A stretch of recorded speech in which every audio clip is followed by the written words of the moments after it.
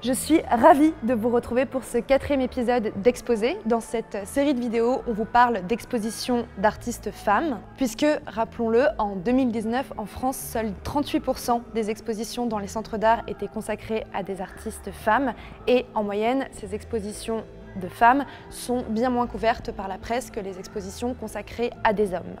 Le musée d'art contemporain de Lyon va contribuer grandement à faire évoluer ces statistiques en 2021, puisque les 4 expositions de cette saison sont consacrées à des femmes. Donc on a 3 expositions de 3 femmes qui ont entre 40 et 50 ans, Yasmina Sibic, Delphine Ballet et Christine Rebet, et une exposition un peu plus historique de Marina Abramovic et Ouley. La ligne directrice de ces 4 expositions est l'image en mouvement, donc 4 approches très différentes du film, de l'art vidéo, qui permettent aux visiteurs de comprendre la multiplicité, la diversité des formes que peut prendre l'art vidéo. On est très fiers avec l'équipe de projet de collaborer avec le MAC Lyon pour cette programmation d'exposition. On a vu toutes les expositions, on aurait voulu vous parler de chacune de ces expositions, mais le concept de cette émission, de cette série de vidéos, c'est de vous faire un portrait d'une artiste, de vous permettre de rentrer dans son univers, de comprendre sa démarche, de comprendre son approche. Et cette exposition de Christine Rebet retrace 15 ans de production, c'est sa première exposition monographique en France. L'exposition permet donc de rentrer véritablement dans l'univers de cet artiste qui, vous allez le voir, est absolument fascinant.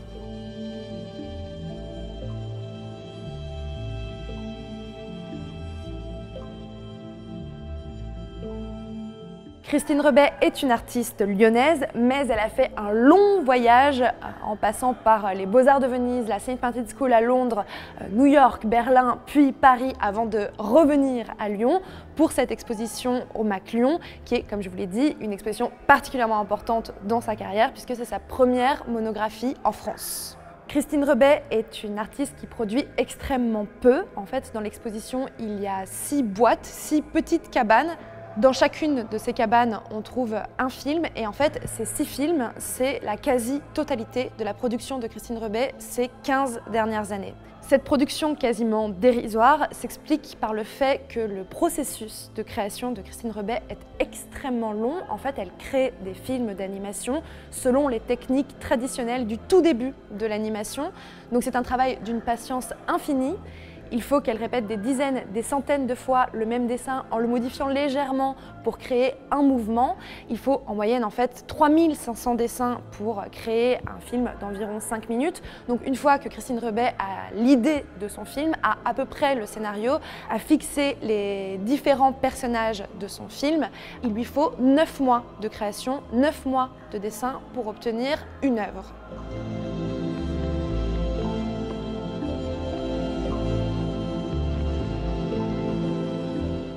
Aujourd'hui, Christine Rebet a une équipe autour d'elle qui lui permet d'accélérer un peu le processus de création. Il n'empêche que certains délais sont absolument incompressibles.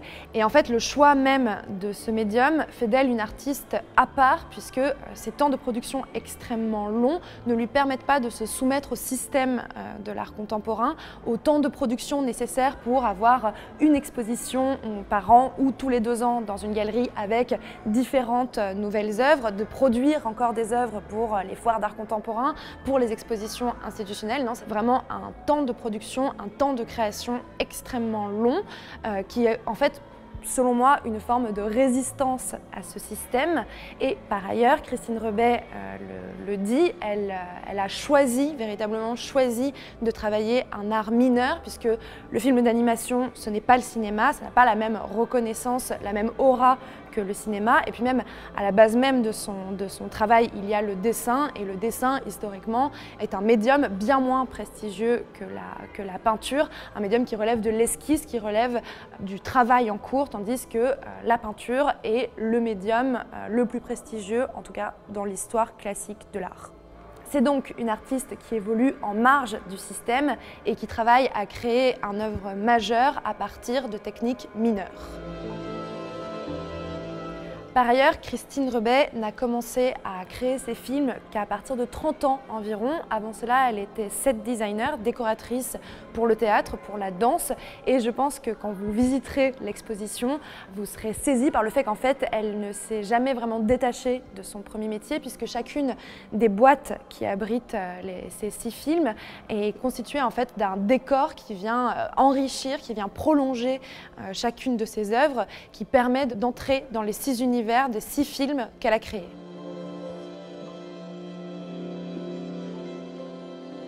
Quand elle était set designer, elle avait déjà cette volonté de diriger, de créer une œuvre d'art elle-même d'un bout à l'autre, mais elle savait que le théâtre n'était pas le domaine où elle pourrait le faire, parce qu'il y a trop d'intermédiaires, elle le dit, entre l'artiste et son œuvre finale et le résultat final, trop d'accidents possibles dans la mise en scène, dans le jeu des acteurs chaque soir sur scène, c'était trop pour elle, trop d'imprévus à imaginer pour elle.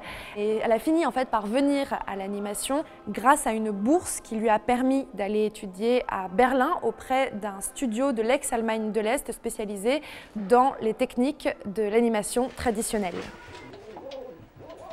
Hey, bullet sister, your heart's beat, eyes wide rider.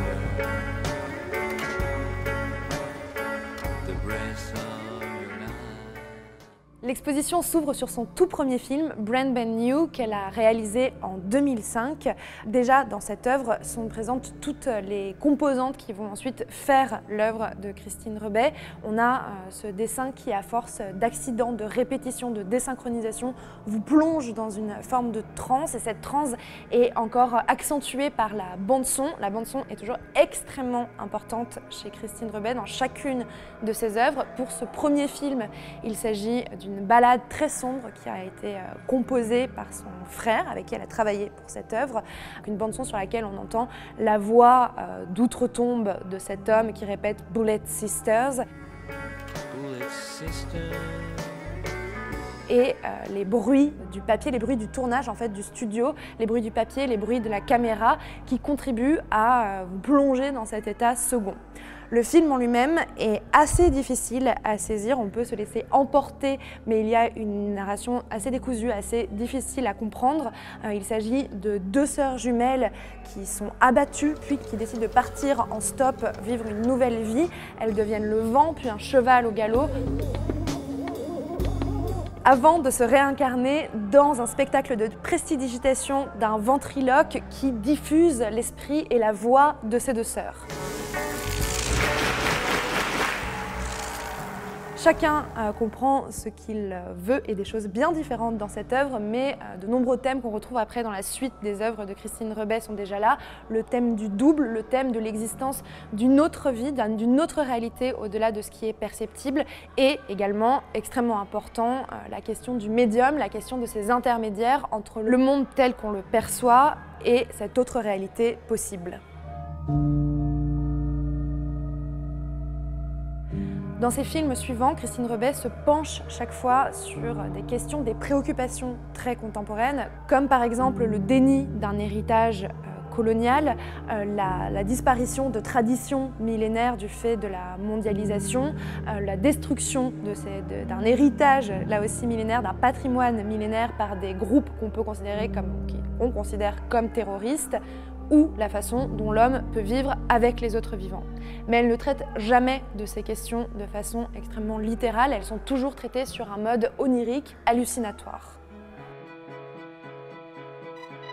Dans chacun des films de Christine Rebay, ces personnages font appel à un prophète, à une forme de médium, pour tenter de trouver des réponses sur le chemin à prendre, l'avenir de l'humanité ou le sens de la vie.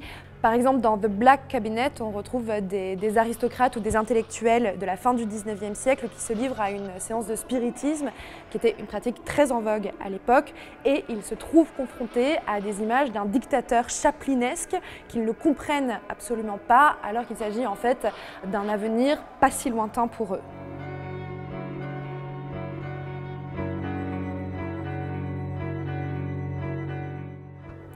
Thunderbird parle d'un des tout premiers rêves que raconte notre histoire, qui est rapporté dans notre histoire, celui d'un prince sumérien qui aurait vu une nuit l'édification de la ville qu'il a ensuite construite, son plan, ses techniques de construction, ses temples. Dans l'un des tout derniers films de Christine Rebay, le prophète est cette fois-ci Emanuele Coccia, qui est un philosophe contemporain, et c'est assez dingue puisque j'ai retrouvé ces derniers mois dans la bibliothèque de tous les artistes, mais aussi des auteurs, autrices, architectes, bref de toute la classe créative entre guillemets. J'ai retrouvé chaque fois les livres de ce nouveau prophète, et donc pour ce film Breathe In, Breathe Out, Christine Rebay a collaboré avec Emanuele Coccia. Ce sont les mots de ce philosophe qui ouvrent le film et qui le ferment. I have often dreamt of it, to possess the power of caterpillars. L'œuvre parle de métamorphose, puisqu'en fait Emanuele Coccia, je ne peux pas vous résumer sa pensée ici en quelques secondes, mais pense qu'en fait chacun des êtres vivants qui peuplent cette terre font en fait partie d'une même entité, et il nous rappelle notamment que chacun d'entre nous, chacun des vivants qui vivent sur cette terre, donc humains, animaux, végétaux, sont faits de particules qui existent depuis bien avant l'arrivée, la création, les premiers vivants, mais aussi sont faits de particules qui appartiennent à tous les autres vivants dont on se nourrit et qu'on va contribuer à nourrir ensemble. C'est un tout petit aperçu de sa philosophie, mais le film traite en fait de la métamorphose, qui est l'un des titres des ouvrages les plus importants d'Emanuele Coccia, et c'est un sublime film, l'un de ceux que j'ai préférés de cette exposition. Je ne peux pas tout vous spoiler de cette exposition, mais chacun de ces films est un véritable univers en soi. Il y a un film notamment qui est un peu à part dans la production de Christine Rebay, qui s'appelle In the Soldier's Head, où les dessins sont là bien plus abstraits. C'est un film dans lequel elle explore le stress post-traumatique de son père, qui était soldat en Algérie, qui parle très peu de cette période, qui a de grands trous noirs pendant cette période, qui a été très malade, qui a même disparu pendant toute une période quand il était en Algérie.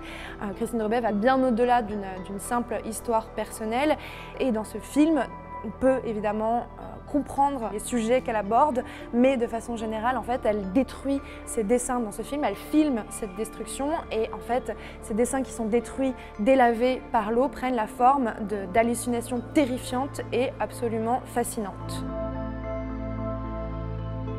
Et enfin, il y a une dernière œuvre sur laquelle je ne vous dirai rien, vous avez un petit spoiler derrière moi, et c'est une œuvre qui va encore plus loin dans cette idée de métamorphose, dans cette idée de fusion, de remise en question de la dichotomie nature-culture. Une œuvre particulièrement fascinante dont les images me tournent en boucle dans la tête depuis que j'ai vu l'exposition il y a une semaine maintenant.